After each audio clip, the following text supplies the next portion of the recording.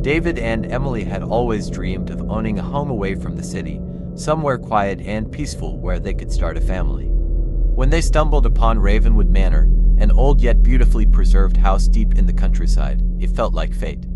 The price was unbelievably low, and though the realtor seemed hesitant to discuss its history, the couple ignored the warning signs. The first few nights were uneventful. The house creaked in the wind, the pipes groaned occasionally, but nothing out of the ordinary. Then, on the fourth night, Emily woke up to a sound of whispering voice coming from the hallway. At first, she thought it was the wind. But as she listened closer, she realized the whisper wasn't random, it was speaking, calling her name. Emily. Come downstairs. She nudged David awake. Do you hear that? David gradually sat up, listening. Silence. It's just your imagination, he mumbled, turning back over. But Emily couldn't shake the feeling that someone or something was inside the house with them. The next morning, she brushed it off as exhaustion. But then, strange things began happening. Their belongings moved on their own. The rocking chair and the living room would sway slightly even when no windows were open. The air would turn freezing cold in certain rooms, and every so often, Emily would catch glimpses of a shadow just at the edge of her vision.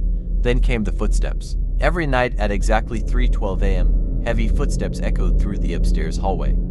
David, ever the skeptic, assumed it was just the old house settling, but Emily knew better.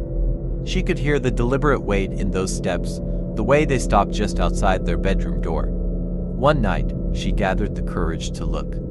As the footsteps halted outside their room, she reached for the doorknob and slowly pulled it open. Nothing was there. Yet, the wooden floorboards were still creaking, as if something invisible was standing right in front of her. Then, a breath of icy air brushed against her face. She slammed the door and didn't open it again until morning. Determined to find answers, Emily began researching the house's history. What she found sent a chill down her spine.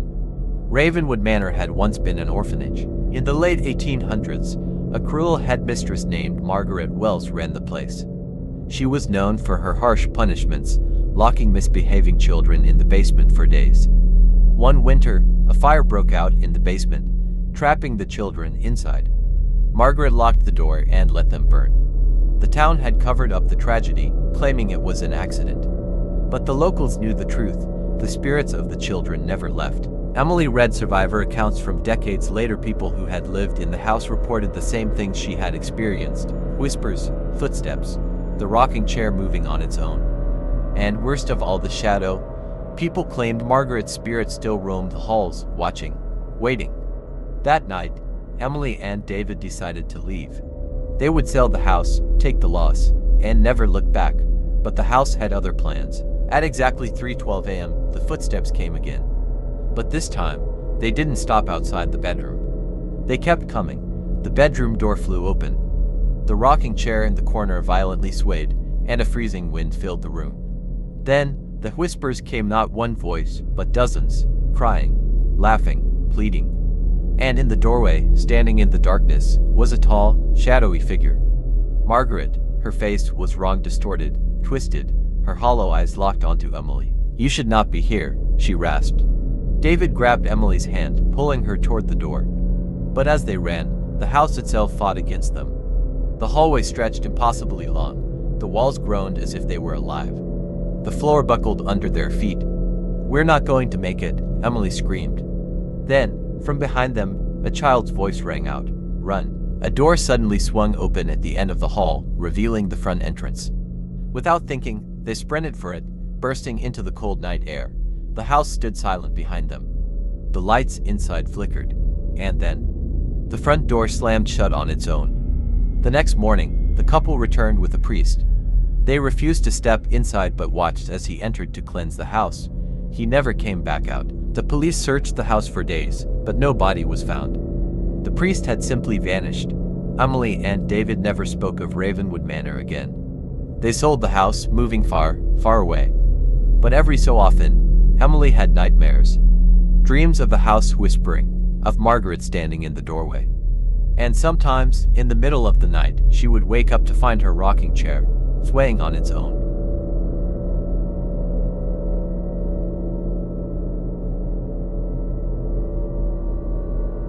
When Liam and his three closest friends, Jake, Sarah, and Olivia, decided to rent a remote cabin deep in the Blackwood Forest for a weekend retreat, they were looking forward to escaping the noise of city life.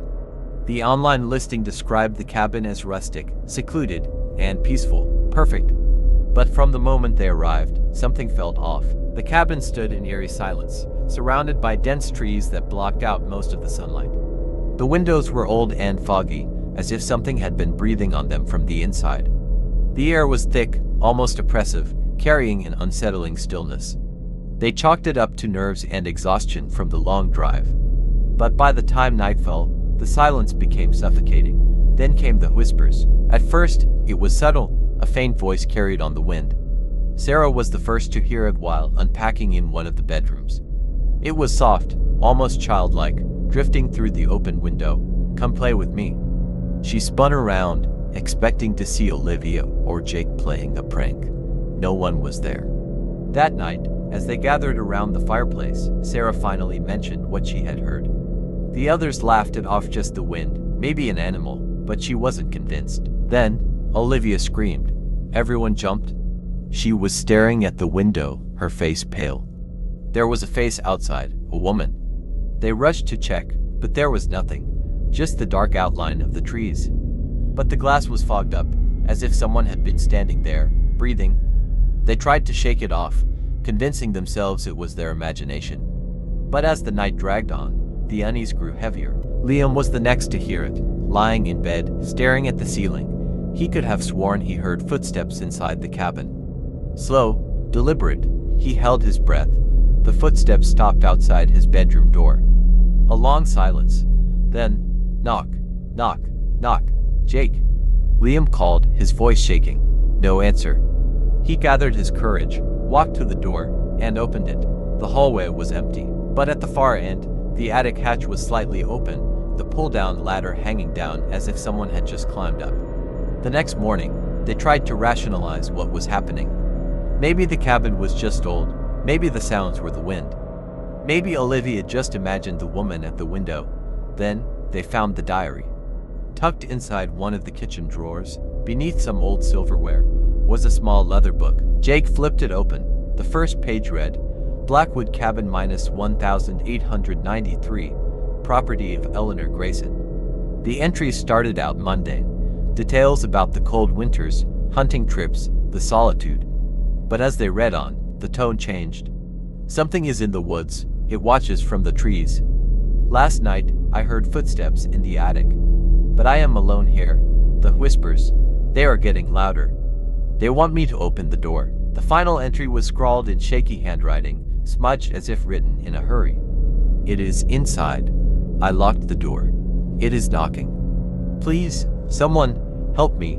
The rest of the pages were blank. That night, the knocking returned. It started softly, then harder, 3 gunshots.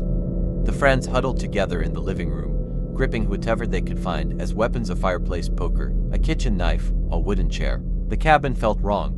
The shadows in the corners grew darker. The air thickened, suffocating.